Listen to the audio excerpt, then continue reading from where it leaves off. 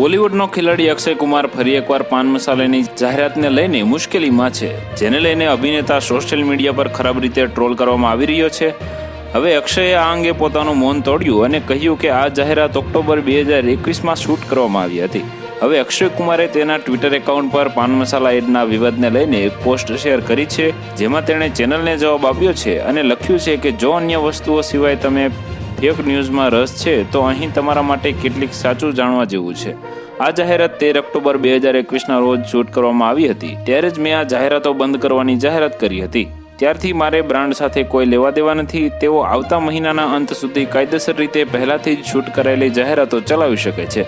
Film સ્ટારના આ video પર ટિપ્પણી કરતા તેના ચાહકોએ યાદ અપાવ્યું કે તેણે અગાઉ આ માટે ચાહકોની માફી માંગી હતી અને વચન આપ્યું હતું કે આ જાહેરાત ફરી ક્યારેય નહીં કરે.